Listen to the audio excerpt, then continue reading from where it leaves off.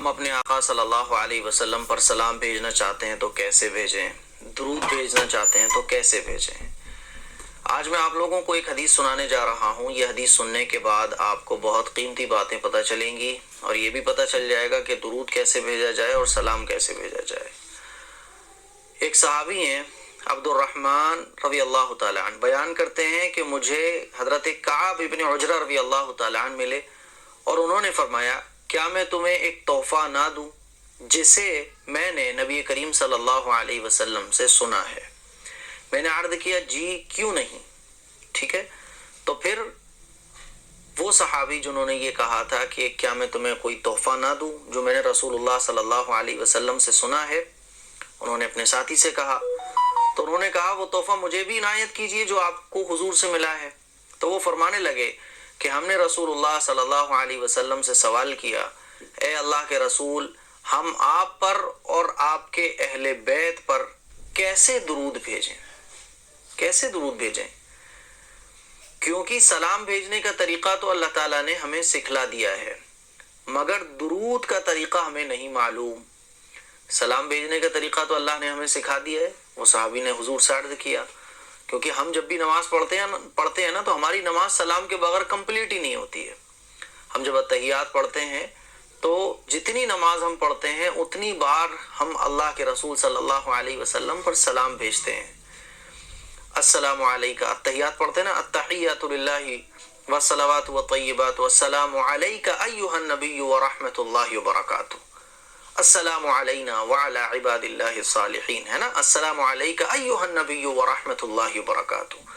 تو اللہ نے ہمیں سلام دیا ہے جس کو ہم ہر نماز میں حضور پر بھیجتے ہیں۔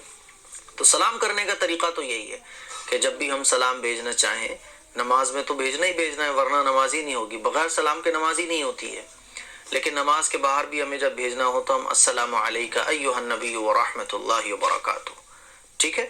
تو یہ سلام بھیجنے کا طریقہ ہے۔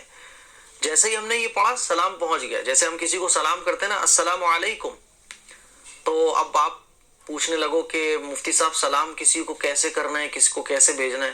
تو نارمل ہم جب بولتے ہیں السلام علیکم تو یہ سلام اس کو ہو گیا۔ اسی طرح سے جب ہم کہتے ہیں السلام علیکہ ایہا النبی ورحمۃ اللہ وبرکاتہ تو حضور پر سلام پہنچ گیا، ٹھیک ہے۔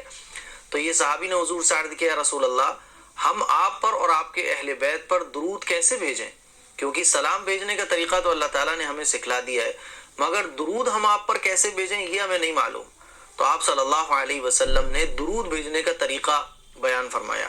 تو آپ صلی اللہ علیہ وسلم نے فرمایا، جب تم درود بھیجنا چاہو تو یہ کلمات پڑھا کرو۔ کون سے کلمات؟